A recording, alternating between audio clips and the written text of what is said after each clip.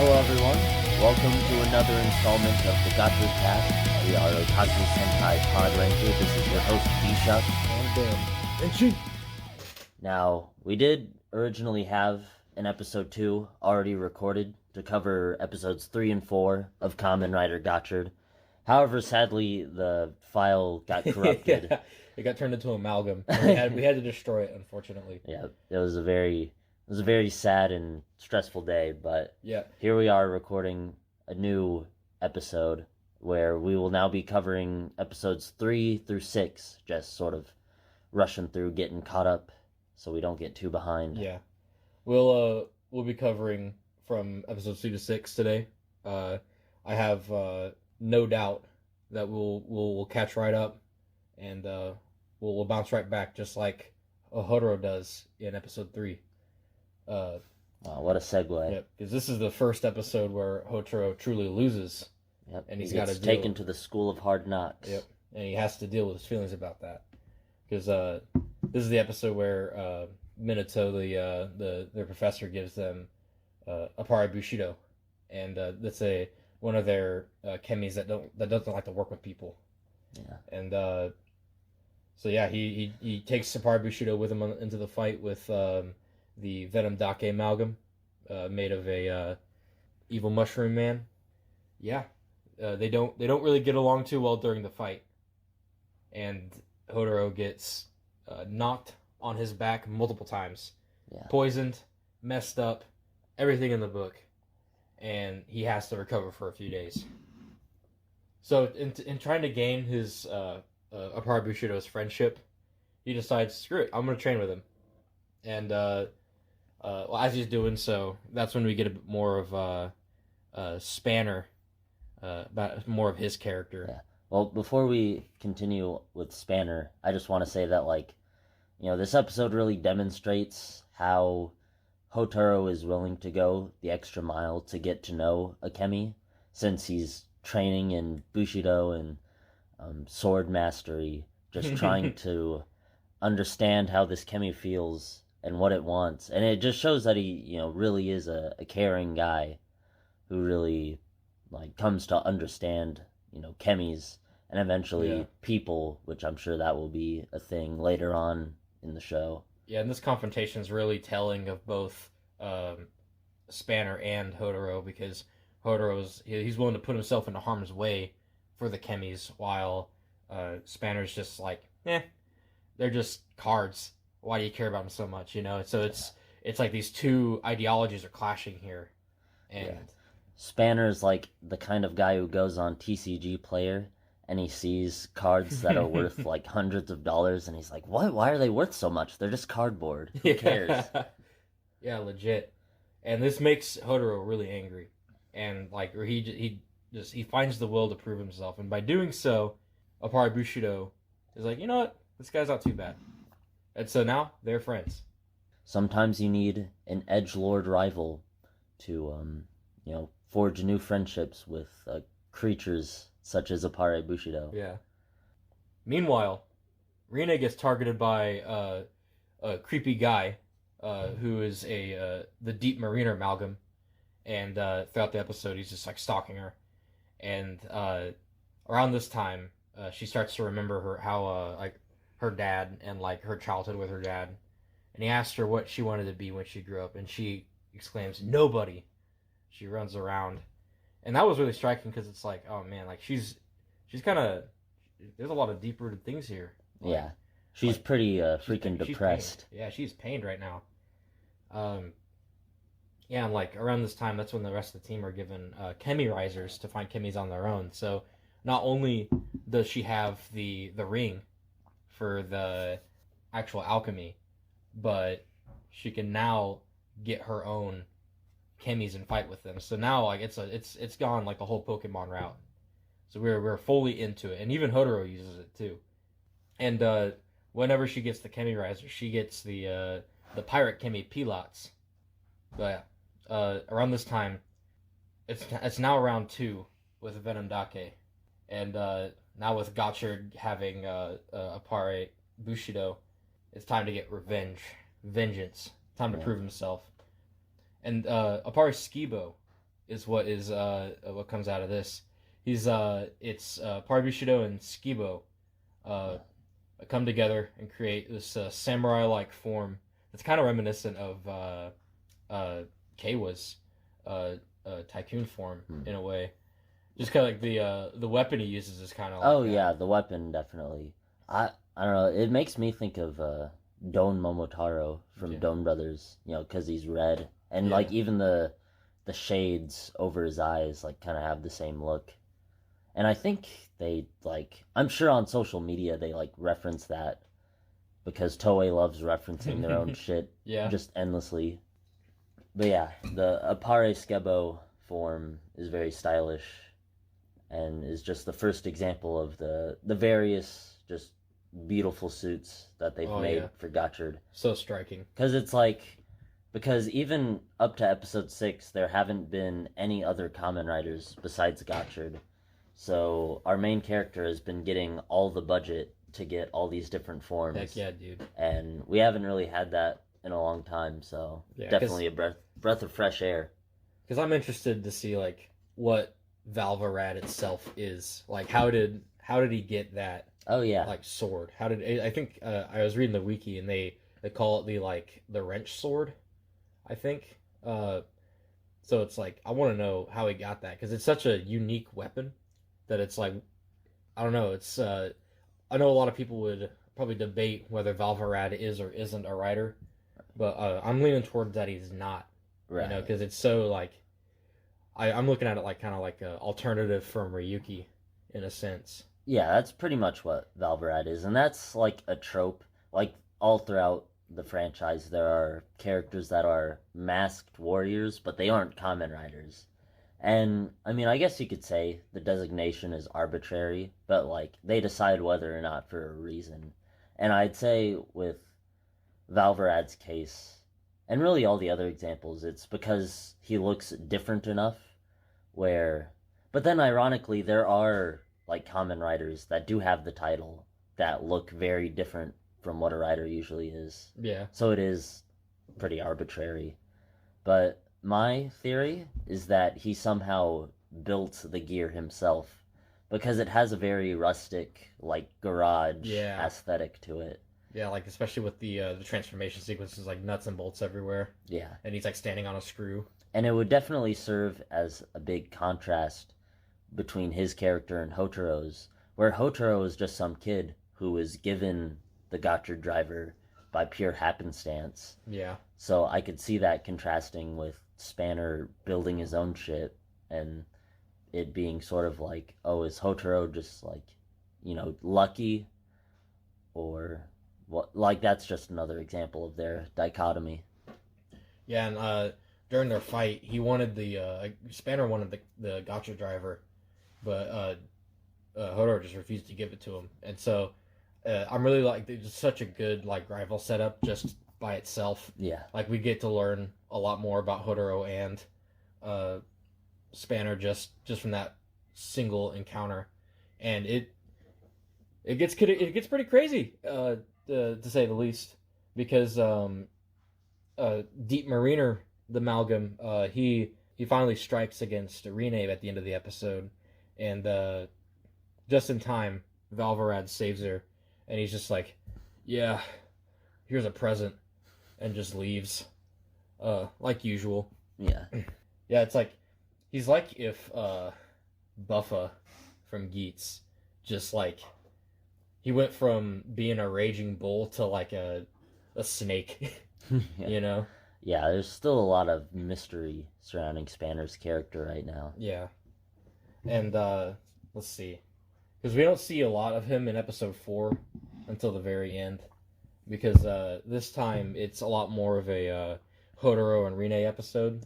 Well, we do see a bit of him at the start of the episode, where we actually learn a few interesting details about him. The first of which is that he's apparently not a student.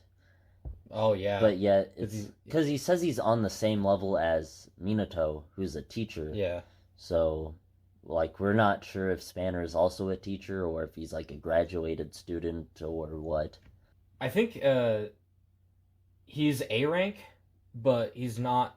I think what it is like after watching these couple episodes, I think what it is it's he's talking about like same skill level. Though he may not be a teacher, he's still like he's done so much. He has so much experience in fighting, and the wrench blade too. Having that and being Valvarad, that definitely gives him an edge, I'd say. But seeing him, he definitely deserved that power because he's definitely a force to be reckoned with when it comes to alchemy. And then another interesting thing about Spanner is there's the scene where he just watches Hotaro and Rin run off, and then it's like this very ominous moment where he's like, "Oh, so the wheel of fate is turning, huh?" In regards to Hotaro, and it's like, "Oh, what are they cooking?" Yeah, dude. Because I just feel like, the plot has moved very slowly. Like it's been a very like Monster of the Week show so far, and yet there's so much stuff that hasn't been explained that I'm just like expecting at some point like something's gonna hit the wall and we're gonna start learning all this crazy shit that's gonna flip the show on its head.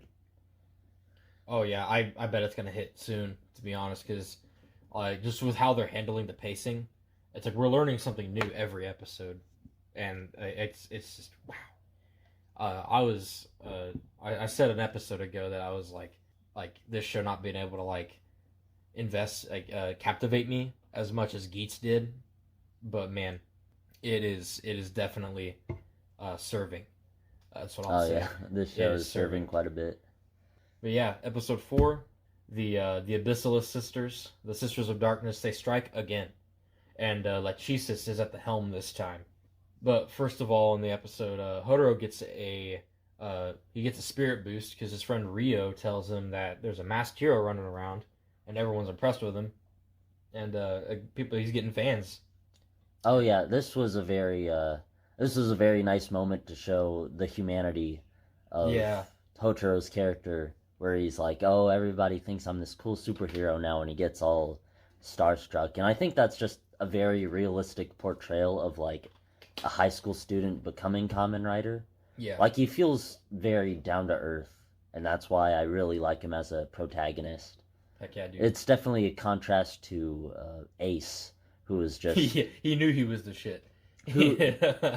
Ace was literally him. Yeah. He was built different, but Hotaro is just a high school kid. Yeah, it's just refreshing. As like since Geats was my intro to the series, it's like, oh, this is such like a new thing. This is like it's such a unique idea.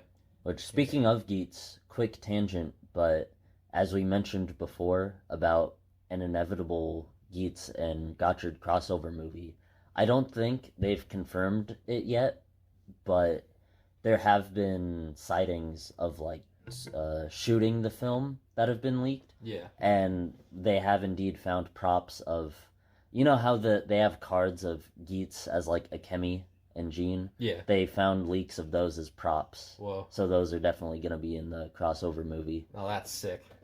So yeah, it's definitely something to look forward to, but... Dude, the Buffa and Baraba fusion card. Oh, now that would be crazy. Yeah, that form would go insane. Imagine like a giant buffalo monster. Yeah. So yeah, he gets a good boost to the spirit, and like you can kind of see where it's like yeah, popularity is a real thing, but he's not really letting it get to his head. It's more of just like boosting his spirit. So I think that's pretty telling of like his character. He's definitely like a go-getter, but he's also like he still hasn't really got his feet totally wet in this situation, throughout once we get started, Hodoro he notices that Rename is like she's pushing him away. She's like reacting really coldly to him, and he's like, well, I don't think she likes me. So he offers to make her food, and before that happens, before she like has any time to respond, Renge and Sabimaru enter, and they were like, oh, we see you have a Comantus. How about you give him to us for a little bit, and we'll make him a little bit stronger, and you can have these two. And they pull out Sasuke Maru and Energill, and he's like, I don't know, because he's friends with these cards. He doesn't want to like give them up, but then they're like, well, think about it. If you give them to us, we'll make them even stronger, and then we'll give them right back. And so he's like, oh, that's not a bad idea. So it's pretty much just like a Pokemon Center, but they actually like upgrade them. Yeah, it's like they're at the local card shop just trading cards, even though they contain literal creatures with highly destructive powers. Yeah. So it's like it's got this bit of like it's pretty novel, honestly, because it's like it just feels like a video game. How like it's like, oh yeah, just give them us for a little bit, we'll just give you another set here. But yeah, Sasuke and Intergil obtained, and he accepts right when, lo and behold, the red carpet, or should I say the purple carpet, gets spread out, and Spanner comes into the room, and Minato mentions, oh yeah, he's part of the class now, and to Hodoro's utter like bewilderment, he's like, why is he here? Why is this guy here, dude? And this is around whenever he mentioned he's on the same level as Minato, and it's like, well, crap, why is he here? Yeah, because that's crazy. Well, he's not even a student. Once they get into a bit of banter, a little bit of time passes, and both of them, well, that being Hodoro and Rine, they leave, and once they get outside, I think Hopper 1 is it, or they get there's an alert to a Kimi in the area. Oh and they're like, oh, let's go follow it. That's when Spanner's like, oh yeah, the wheels of fate are turning. Yeah. And that's when we get to the main conflict of this episode. Because they get to this factory, and they find the Abyssal sisters inside holding the Kemi and Trooper hostage. And so they're like, oh, put the Kemi down, the usual. And they get into a bit of an argument. They mention that it's like, why do you even need the Kemis? And so they go, well, we need the Kemis so they can open it's either the door or a door to darkness. Oh, the door to darkness. Oh, somebody mentioned the door to darkness. Kingdom Hearts crossover up in here. Yeah, dude. I don't know. What are we gonna see? It really is like Sora and Riku. If we're thinking Kingdom Hearts between Hodoro and. Well, they did make a Disney like Kamen Rider driver. Like they didn't call it Kamen Rider. Yeah. But it's still they made a Disney vault as like a belt, and then they also made a Disney Sentai Robo, so like they have like Disney character Zords that like come together to form a Megazord. So. That is insane. So it could happen. They could cross over any moment. That would be sick. Imagine like Kingdom Hearts but for Kamen Rider. That's basically just Decade. Essentially, yeah. But yeah, Lachesis, she takes the helm with this assault. Because she fuses with Ant Trooper, and the fight begins with Hodoro turning into Steam Hopper. And this fight's a little different, because in a snap of a finger, they're in a whole different area. And it's like this big old cave made of dirt. And it's like, are we in a giant anthill? Absolutely, they're in the Ant Trooper Labyrinth, just as the episode's called. As she's standing there, like, the Ant Trooper amalgam looks really sick, honestly. One of my favorite designs of amalgams in the show, next to the Skibo amalgam. That one was just hilarious. Yeah. The amalgams have been pretty, like, you can tell the budget hasn't been going into them as much as like the Gotchard suits. Yes, like absolutely. They've been like serviceable, but like I don't know, it feels like they're just like made to be like the monster. Yeah, because like my opinion on that is that like them putting so much budget into like the main character suits, it's gonna pay off so much in the end. Because imagine like the gazer at the very end of Geats, that was like that versus like Geats 9 was just such a nice looking fight, dude. Oh yeah, because it's like you just really iconic designs all around. I feel like that's gonna happen throughout the show. I mean, honestly, like the Gotchard designs themselves are just iconic. Yeah, already. Absolutely. Already, they've really come up with a great design here. Absolutely. Because like my thing with I mentioned 01, I wasn't really a fan of the suits. I mean, I'm only 6 episodes into it, but just the base suits are just kind of, I don't know, they just don't stick out that much to me. Oh, for 01. Yeah. Yeah, they're pretty basic, especially early on. But I will say they get better, like the ones that are introduced later on, like both the super forms and like the other riders. Like those suits are great, in my opinion. Yeah, dude, I'll take your word for it because I currently I really like the story to 01, at least the concept with like AI and everything. Robots is just something interesting that I want to get into further. But they definitely learned from their mistakes because they went all in with the design in the beginning. Yeah, like the Apari Skibo, that's still like one of the best designs in the show, and it just now like became a thing. But yeah, like an alternate reality as like an anthill, and then there's also as an ant, you gotta have soldiers when you're an ant. So these soldiers, these like soldier ant people, are fighting against them. They're like, oh yeah, we need to just like get going here, and they get into a little bit of a debacle, a little bit of a fight, and it gets to the point where Lachesis goes, they mention Rine's father, Fuga, the guy who gave Hodoro the Gotchard driver, and they're like, oh, what do you know about him? And then Lachesis is like, oh, he's dead. Press X to doubt. And Rine just takes this straight to heart, and she like straight up just her knees buckle and everything. She's out of the fight, and she gets black pilled. Yeah, pretty much. And Hodoro's like, oh, hey, get up, and then they Lachesis goes to like hit him with an attack, and Sasuke Maru actually acts on his own accord and teleports them out into a different area of the anthill. And Rine, in a flashback, she tells Fuga she wanted to be an alchemist, which from the last episode, we see the same flashback, and she's like, I don't want to be anybody. And it's kind of leading up to what happens here, because she's like, she wanted to be an alchemist. And he told her the most important part of alchemy is following the rules. And it's ironic because he broke the rules of the school. That's why he's labeled a traitor. And it's going to be an interesting thing. And that kind of ties back into what we were talking about in the first episode of this show, tackling the idea of good and evil being two sides of the same coin. Yeah. Where it's like, if Fuga says that you have to follow the rules, but then he broke the rules of the Alchemy Academy, then it's like, it makes you wonder like how they came to clash and like what happened. And so I feel like there's definitely going to be a conflict with that eventually. So she's like, I don't want to be anything. And so Hodoro's just like, well, I'm not going to abandon you.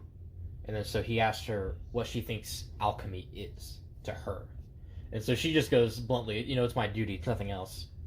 And so he's like, well, I got a restaurant and a mom to go back to. I'm determined to live for her smile. So that's what I live for. Yeah, the very Giga Chad red-pilled Hotaro. And then him saying that just unlocks a memory for her. And she remembers telling her dad that she wants to make people smile. And with this, she gets up with Hodoro and then she's like, you know what? I don't think my dad's dead. I feel like he's probably still alive. And Hodoro's like, well, yeah, because like, when I last saw him, he wasn't like alive or dead.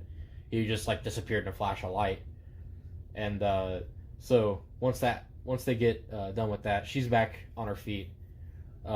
Instantly, they get attacked again. And more soldiers, Lachesis is there. This is when Energy Maru Wild comes out to fight. And that's the fusion between Energill and Sasuke Maru. Basically, literally just monster energy ninja. And he just becomes like an amorphous glob of energy drink. They got spited by a Red Bull. It's crazy.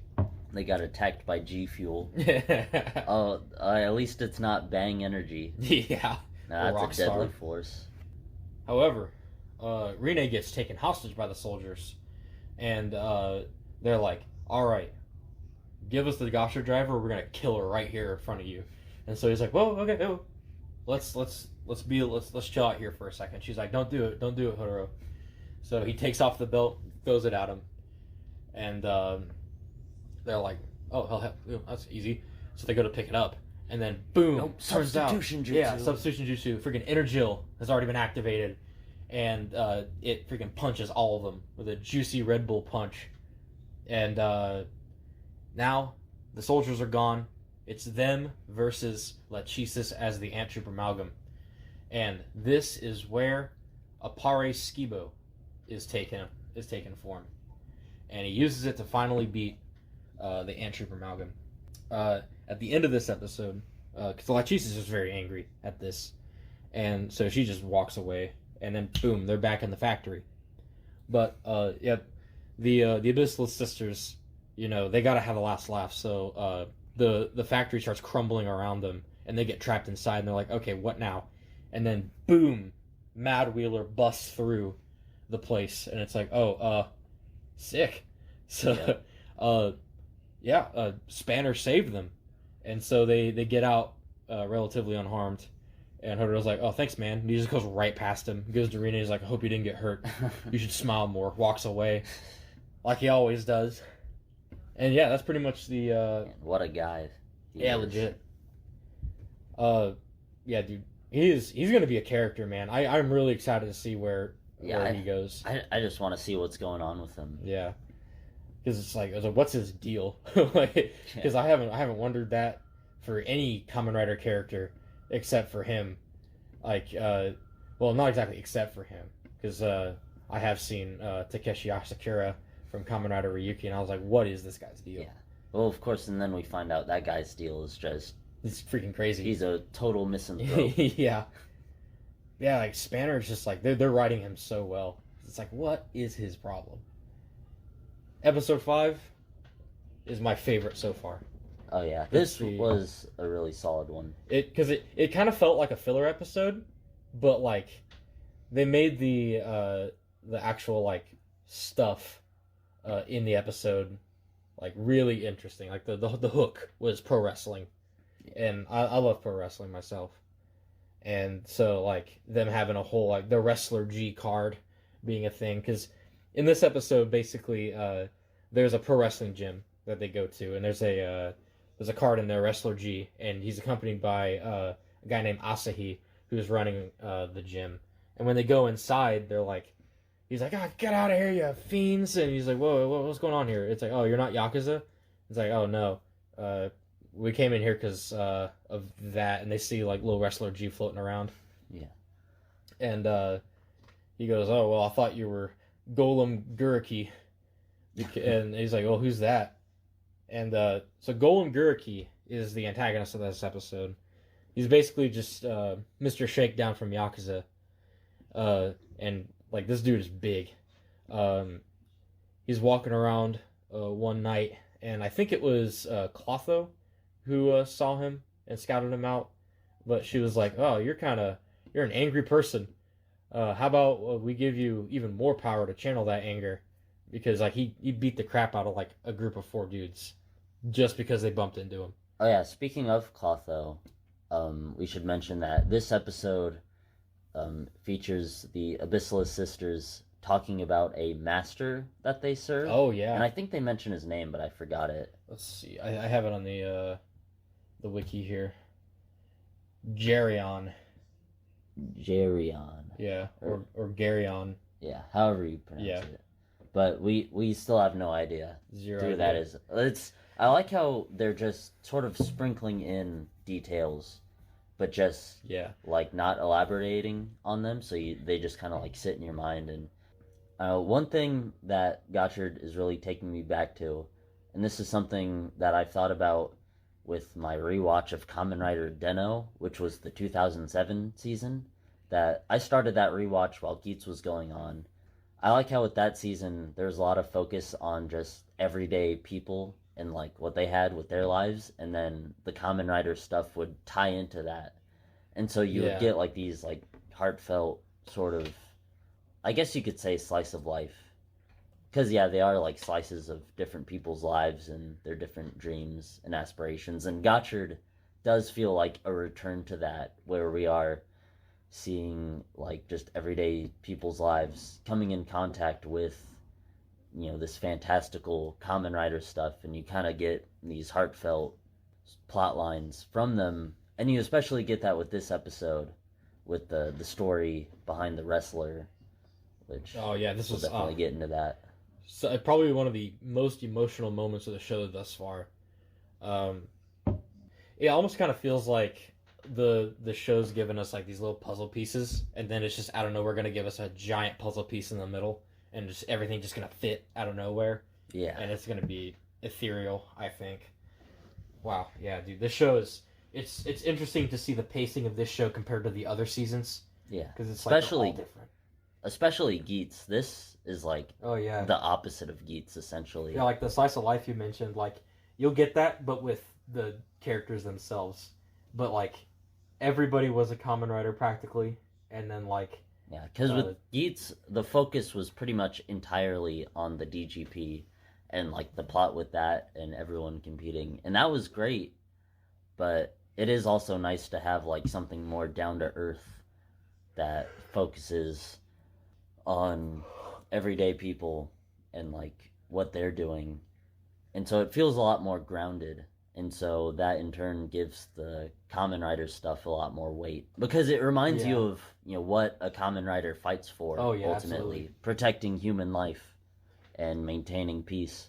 Yeah, because like Geats was, it had a selfish plot where it's like we're fighting for ourselves, and then it was mainly the characters learning where it's like, oh, we're fighting for others, and like we're fighting for a better life for everyone, Yeah. So like this, it's like it's got a very wholesome premise where it's like, oh yeah, we're just going to catch monsters, and then like there's the forces of darkness trying to stop that, But yeah, it's like just the concept. I can go on for the concept of Gotchard so much because like the catching monsters trope and concept is just so widespread. You can find it pretty much in every corner of genre.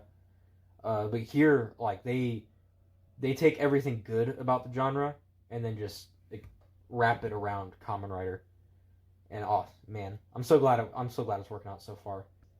Because like this episode specifically is very emotional because Golem Gurki, he's going in and he just he was a part of this gym, but he like handicapped one of the upcoming champions, and like it's pretty much scared everybody else out of the gym, and so he's like, well, dang, I don't have any more people here anymore. It's just me and Wrestler G, because Wrestler G, Asahi used to be a pro wrestler himself, a really good one. He was a mass wrestler, and he's like, well, he doesn't have that luster anymore, but he can kind of relive that alongside Wrestler G, which we'll find in the latter half of the episode when Yakuza come in and try to collect on Asahi. Well, Wrestler G and the gang, they all beat the heck out of the. Well, they don't beat him up at all. In fact, I think they. Was this the scene where he pulls a gun? Yeah. On the kids. Yeah, he pulls. They pull a gun, and then like I think, was it Renge who does it? Where like they pull a gun back on him, but it was like one of the rider guns. Oh no! What happened was, Hotaro used the butterfly Kemi and the gun Kemi. Yeah. And he became the gun. Yeah. And then Rin just took it and threatened the Yakuza. They like shot it, but then like everything turned into flowers and rainbows, and like they all got elated over it, and they're like, oh wow. Oh yeah. And they just they all left. Yeah, that scene was hilarious. As they leave, the man himself, Golem Guriki, comes in, and he's like, all right, I'm ready to fight. And so they fight, and Golem Guriki, he gets the upper hand on Hotaro a little bit, and totally breaks his spine. Yeah. And he's like, yeah, come back whenever you're ready, kid. So busts him down again, but he's learned from episode 3 that whenever he goes down, he's not out. It's like, oh, got my ass kicked. Time for a training montage. Yep. Training montage, and also he's like, all right, let's get back into it. I'm gonna teach you how to pro wrestle. And so he teaches him his signature move, which is basically Gurki would come up and grab you, twist you around, and then break your back over his knee. Wrestler G and Asahi actually fuse to become old Asahi back in his pro wrestling days. Yeah. And so he's hands on teaching him how to reverse this finisher move until finally he busts in. He's like, all right, are you ready yet? And he goes, hell yeah, I am. And they start to fight. And it's such a nice, like, it's perfect to see because it's like, man, the writer, like, choreography matches perfectly with, like, in-ring combat, you know? It's so fun to see them, like, just jump off of the ropes and then, like, throw each other into the ropes. All that kind of stuff because it's like, wow, it just fits, you know? You know, this is a bit of a random aside, but since we're talking about this relationship between human and Kemi, Yeah. the interesting thing about the Kemis is that when you think about the contemporaries that Kamen Rider is sort of modeling this season off of, like, you know, with Pokemon, they're essentially animals, and then with Yu-Gi-Oh, they're just printed out cards, but then sometimes they'll have, like, the spirits of the monsters in them. Yeah. But, like, with Kemis, they're just creations of alchemy. They're practically, like, artificial life forms. And so I think that's sort of an interesting angle. Yeah. To think that these artificial life forms, like, can form these bonds with humans. And so it's a very unique angle to take, like, the collectible monster format. Yeah, and it's interesting because, like, they did something similar with the cards with Kamen Rider Yuki. And I don't want to say exactly how they're made just for spoiler reasons, but like they're pretty one track. Like you got to like feed them or they'll fucking kill you, dude. Yeah, they'll eat you alive. Yeah. Versus these, they're good. Yeah, like, they're benevolent. They're totally benevolent until wicked human malice ruins everything, just like in real life. This is also the episode where because when they fuse, whenever he fuses with Wrestler G, he becomes like a reverse amalgam, right? Yeah. Which I thought was really interesting. And it's where like the good in a human can like create a positive reaction. So it's like their relationship with each other turned it from Wrestler G and Asahi to his old form back when he was a pro wrestler, and it's like, wow. Like, the possibilities have just gone even higher than they used to be. And it's good to see because it's like, I wonder if we'll get any characters who straight up, like, use, like, a relationship with a Kemi that's, like, not a writer. Because, like, that's pretty much what Hodoro does. He kind of does that, but as a writer. Becomes, like, the reverse amalgam, you know? Yeah, essentially. But it's like, if we see, like regular people or, like, other alchemists, like if they have a specific card that they're attached to, if they can become like a reverse amalgam out of that. Because I mean, Valvarad kind of does it in a sense. Whenever he really just uses cards to power up into a specific form. Because like his main form is based on the Mad Wheel Kemi, and then he has basically armaments with what was it, Guts Shovel and Geki Chopper. Yeah, Geki Chopper. But yeah, that could be an interesting angle. Like, maybe down the line, the different members of Alchemy Academy will have their own ace Kemi. That's, like, their favorite. Like how Hotaro has Hopper 1 and Steamliner, and how Spanner has Mad Wheel. So, I feel like there's just a lot they could do with this concept just further down the line as it goes on. Heck yeah, dude. Possibilities are just so endless. But yeah, I should mention that I think it was so the amalgam that Guriki turns into is Gorilla Sensei. And so like he turns into an amalgam that has like a fist for a head. And so they're fighting each other, and eventually he gets him in the big reversal happens. He goes up for his final move, and he gets right out of it. And he's like, "Oh, what the heck?" And he's like, "Yeah, I'm not playing around anymore." And he takes Wrestler G and Ant Trooper, mix them together to become Ant Wrestler. Oh yeah, this is a really nice looking form. Really good form. That's when the fight, the Gotchard fight music busts in. Oh yeah, the insert theme, Rising Fighter, which is by Beverly, who sang the Build OP. Oh really? Yeah. Oh yeah, that's why it sounded familiar. I've listened to the Build OP. I've just never seen Build. I know the concept is like, it's like Japan gets put into 3 different like sectors. Oh yeah. Cause, like, and then they have a cold war with each other. Yeah, you'll have to check that one out. Oh, definitely. But yeah, like, it's so fun to just watch them just like tussle in the ring, and eventually he wins, and I don't think he gets like does he get a pin on him? I can't remember. I think he just he clotheslines him alongside Wrestler G.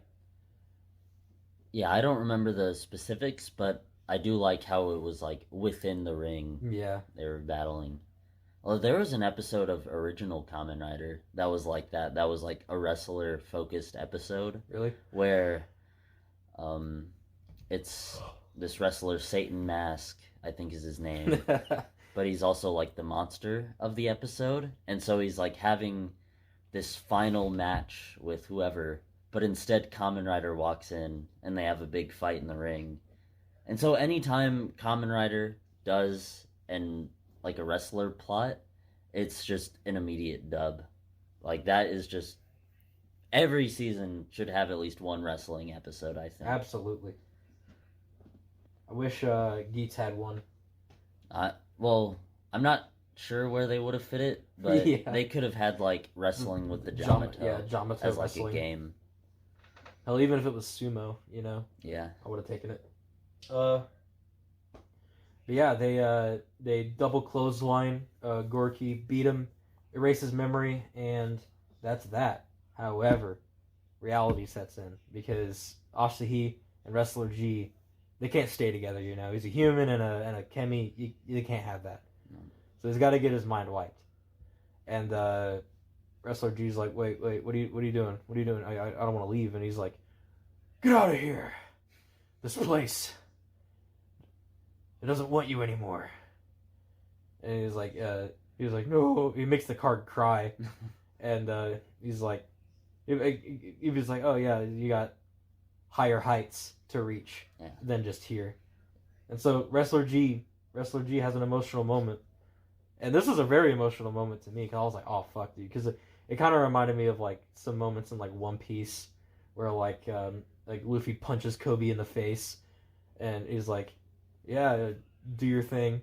And then it's like, oh yeah, well, it makes it a little bit easier to like say goodbye, I guess. Yeah, where it's like they make the character, like they sort of push the character off, not because they hate them, but just because they want them to be, independent and move on. Yeah. One of those types of moments. Yeah, it was so good because like it definitely felt like say the sushi episode of 01, like where it's clear conflict and then clear conflict end, it kind of just felt like one of those episodes. Yeah. But like, dang, they did a good job with it. Oh, definitely. Yeah, episode 5. I think that's also my favorite so far Yeah, it was of the so bunch. Good design, good everything. Wow, that was an episode. And finally, episode 6. We just watched episode 6, so we'll just be doing first impressions of this episode. Yeah. So we get an interesting antagonist in this episode in the form of Bolt. The wiki credits him as a mysterious person, but Bolt in this episode basically is it's kind of a spanner episode. Oh yeah, it's very focused in a sense on him. because we start out. Yeah, oh. You go ahead. Yeah, it starts out with Spanner coming in to Hotaro's mom's restaurant. And oh my god, dude, that was hilarious. Yeah. And anyway, Hotaro makes food for Spanner, and Spanner's like, "Oh, this sucks." But even though he scarfs it all down anyway, like straight up, like single bites everything. He just likes being a dickhead. But then Spanner comes into the kitchen and he makes his own shit. He's like, "Give me your apron." And then he asks his mom, "Can I use the kitchen?" She's like, "Sure." And he starts making some shit that looks like the Grimace omelet. He literally puts like purple food dye in a freaking omelet and then serves it. And it's like, dude, you are so full of yourself. But everybody thinks it tastes delicious, so whatever sort of horrible chemicals he put in there, it created a quality food experience.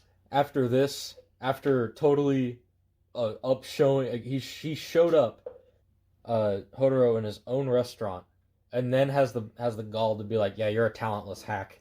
Throws his freaking apron back at him, and he's not happy about this, but he keeps it to himself for a little bit of the episode, because they're all like, how you feeling, Hodoro? And he's like, well, I'm feeling okay, you know. And they start talking like, oh yeah, we got a report on this new amalgam that came out.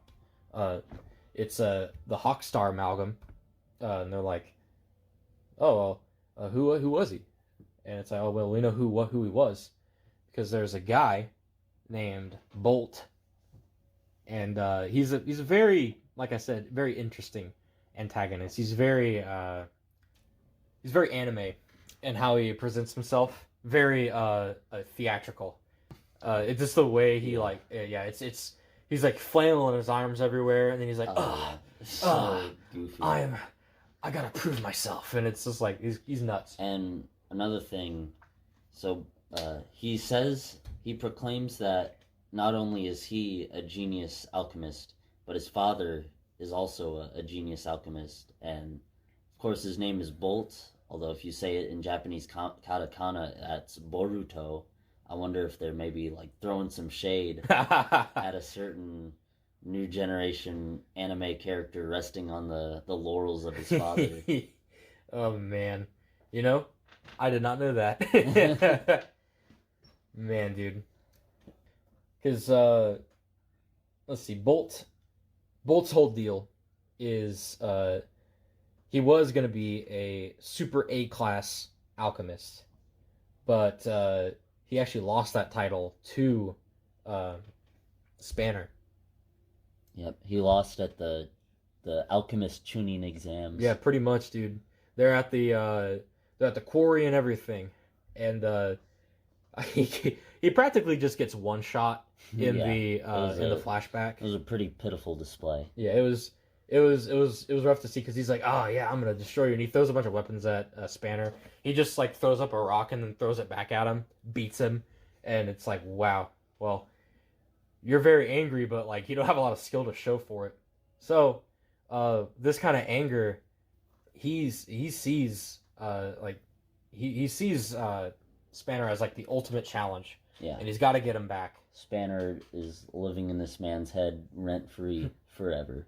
And Hodoro actually gets he sees this guy while he like chases down Spanner after he like bitches him out in the restaurant.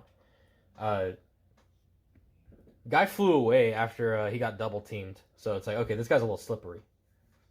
But around that time, Renee's walking through a park, and she sees a father with his daughter, and they're having a good time. And then like the chime music that from her flashbacks plays, and it's like, oh damn, like she's really missing her father right now. I will say with that, it kind of got to the point where it's like, I feel like they're just really reiterating that a bit more than they have to. Yeah. Because it's just like, until we find out more of the circumstances, it's just like, all right, we get it. Reen misses her father. We kind of have gotten the idea by now. We saw the same flashback like 4 times, and each time it was like slightly different.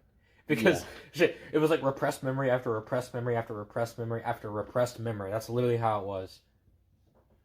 But like, I think Spanner walks up to her in the park, and while Hodoro's like walking up, and so he hides, and he's like, "Hey, you look kind of down. You know, I think you should smile more." And as he says that, that's when Hawkstar Amalgam comes out and grabs her, and he's like, "Ha! I can fly. Check this out!" Shoots straight up into the air, and they're like, "Oh crap, that's not good." And then she pulls out the ring. She's like, "Oh yeah, you know, the alchemy, as above, so below." And then he's like, "Wait!" He takes the ring off her finger, and it's like, "Oh crap!" And then he punches her on the nape of her neck, and like knocks her out. And so they're like, "Oh crap! Now we gotta give chase." So Hodoro uses Gold Dash from his Kamen Rider, which I thought was cool, because it's like, yeah, he actually uses his Kamen Rider instead of just like going full rider form. Where it's like, yeah, you know, it's cool to see him use the basic abilities that everybody else is Honestly, using. I think even in rider form, if you use the Kamen Rider to summon Kemis like Pokemon to like attack and do stuff, that'd be pretty neat. That would be cool. Yeah, I feel like it'll get to that point once more Kemis get unlocked. But yeah, it was really cool to see like some motorcycle action between those two. Oh, almost forgot to mention the beginning of the episode where we almost got a new amalgam in the form of a scorned woman after her husband ghosted her. Lachesis visits her in her house and she's like, "How do you feel about this guy?" And she's like, "Oh, I hate him. And she's like, "Oh, good." She waves the Burning Nero card, which is like a little hot pepper card, right in front of her. And right before she turns into a monster, that's when Spanner comes in and kicks the card out of her hands, and then is like, "We don't do that here." She's like, "Okay, all right, fine." She just leaves out the window. I'm a bit disappointed we didn't get to see what a jalapeno amalgam would have looked like. Yeah, legit. That would have been very fun. That would have been cool. I'd imagine like Peely from Fortnite, but it's like a hot pepper. Or like, what was that one Jeff Dunham puppet? Oh my god. You just unlocked a memory in my head. Hold on. Jose Jalapeno? I think it was. Is that? I have no idea what the name is. Yeah. Yeah, it's the jalapeno on a stick. Jose Jalapeno on a stick. Literally, just that puppet is the amalgam. That's so racist. Man, yeah, Jeff Dunham I don't think aged well. No, not at all. Oh my god. Truly a dark days in stand-up history. About Ahmed the Dead Terrorist. Oh jeez. Oh no. Oh no. The skeleton Kemi. Oh. Oh man. Good times. Sure. Jeff Dunham. Oh man. Yeah, Jeff Dunham. I think we need more stand-up comedians to have like writers as ventriloquists. That'd be sick. That'd be raw. I think. Wait, did you say writers? We need a Kamen Rider ventriloquist.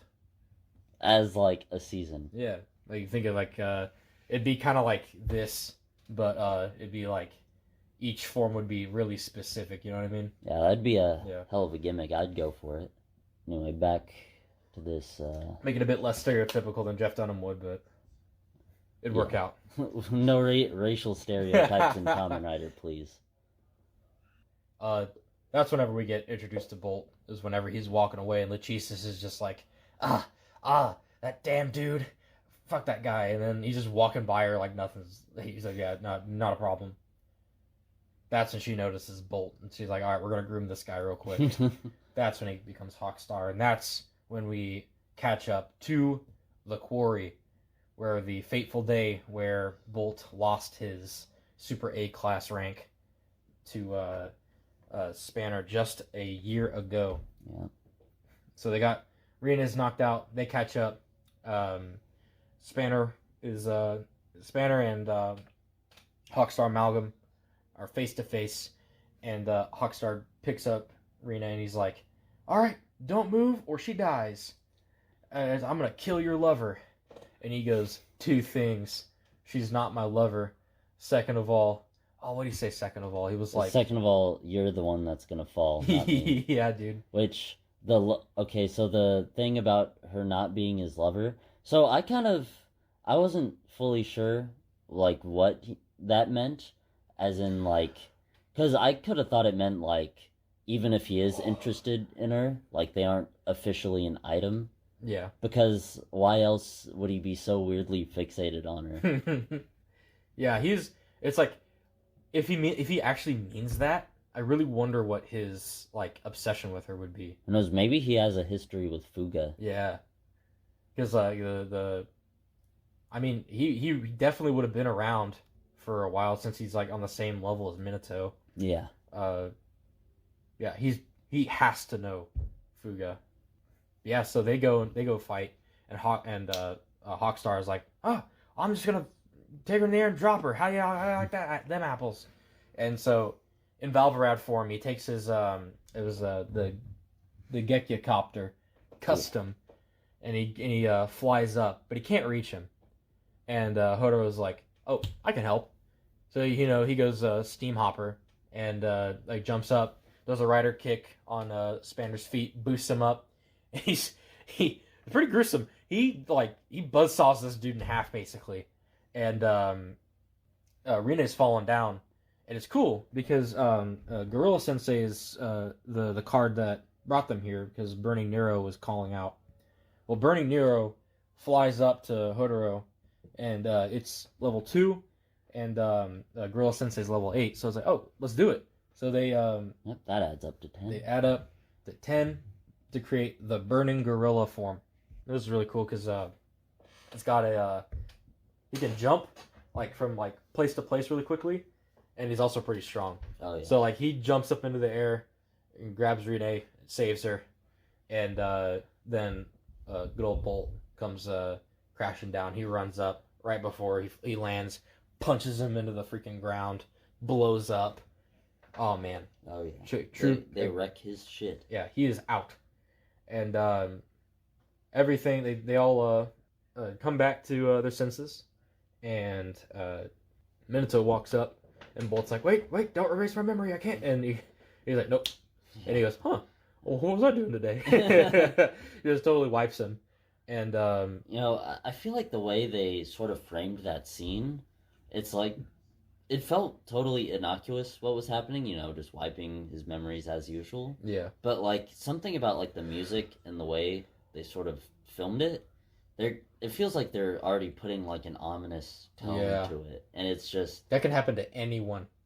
And I feel like it's gonna be a slippery slope thing where it's like, okay, how many memories are they wiping here? Yeah. How far are they taking that? I wouldn't be surprised if one of the main cast gets mind wiped. If they haven't already. Yeah, because Spanner, I want to see if he's ever been mind wiped or something, because we don't know anything about his powers really. We don't really know much about him. This episode we got to know him the most.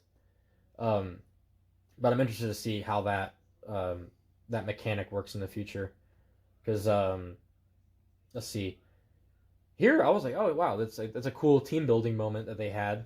So Hodoro walks up, goes to shake his hand, and he goes, like always, just walks away from him. Yeah. And goes up to Rin, and he's like, hey, hope you didn't get hurt. Oh, she's Smallborg again. Walks away. Wait, did he really say that often? Does he say that every time he talks to her? I don't think it's every time, but every time he goes up to her, he says something along those lines. But he's always talking about her smile. But he just kind of does his own thing. Yeah.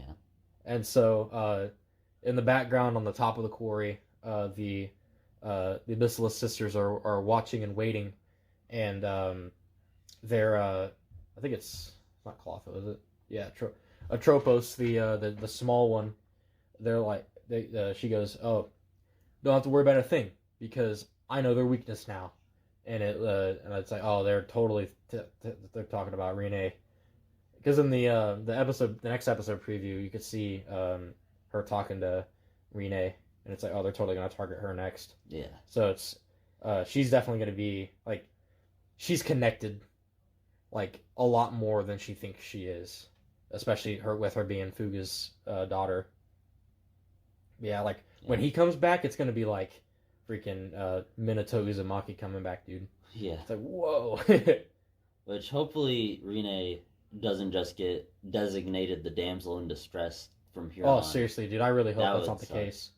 Which, thankfully, I think we're kind of getting past that in Rider nowadays, where the lead women characters have more agency for the most part. Yeah. And so, but I don't know. We'll see, because I don't know if they're not gonna make her a writer, then hopefully they at least. I want them to. Yeah, I want her to be the main medium for the base, alchemy moves. I want to see her shift buildings and shit. You know what I mean? Yeah. I want to see her get Star Killer powers, where she can pull shit out of the sky or something. Oh yeah, that'd be dope. But That may be asking too much, but I want to see her really refine her abilities and be like the best when it comes to like base alchemy, you know? yeah. But back to the end of episode 6, where Hotaro is talking about how much he hates Spanner, but that he has to like surpass him both in alchemy and in cooking. And I really like how, as far as we can tell, Spanner's just like, he's not really done anything like evil yet. Like, he is just straight up a rival character. And our main character basically recognizes that he's better than him right now. But this just motivates him to like improve and get better. And I think having that sort of motivation for our character is really cool. And I like how it's like, I feel like all too often when we have like the nice guy protagonist with like the edgelord rival, where I feel like there's not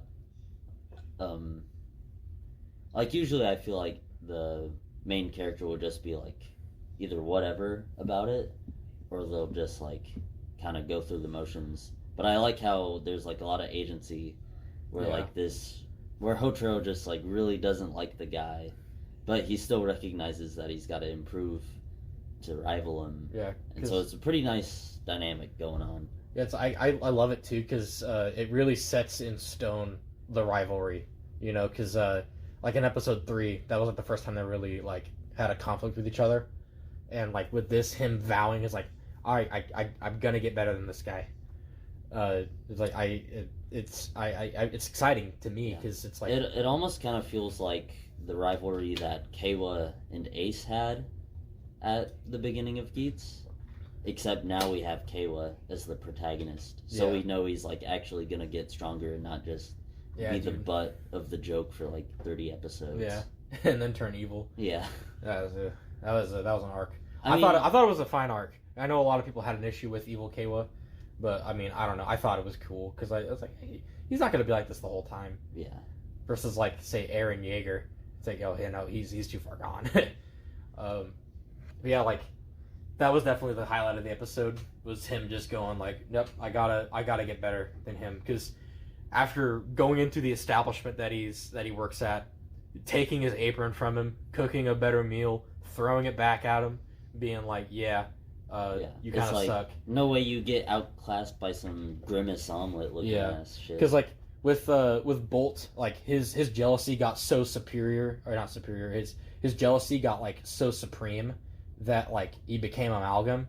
And it's like because Hodoro, like they were like, oh yeah, it's just some guy who got super jealous of Spanner, turned into that, and then like his face just changed, like, oh dude, your face changed, what do you mean? And it's like, oh no, I'm not jealous of him, what are you talking about? So it's like it shows a lot more healthy rivalry than what Bolt was showing. So it's like it's just a testament to Hodoro's character, like he's like, I want to get there fair and square. He's a fair and square guy. Yeah, definitely, and just very down to earth and relatable. Yep. Wow, good show. 6 episodes. 6 episodes so far. Pretty solid start. Yeah. Man, dude, I don't want it to end. We got a couple more. We got like. I mean, it's not ending anytime soon. Yeah, we got 43 more weeks of Roughly, this show. Yeah. Without any breaks. Yeah, this is only the beginning. Yep. And I'm excited to see where it goes from here. Yeah, dude, because I remember whenever I first got into Geats, I got into it when it was 13 episodes in, so I just binged the first 13 episodes. And then went from there, Yeah, but now you're getting the this full is the full experience. weekly experience. Yeah. And so, with that, wraps another episode of the GotchardCast. Thank you for tuning in. And this is Otaku Sentai Podranger signing off. And see!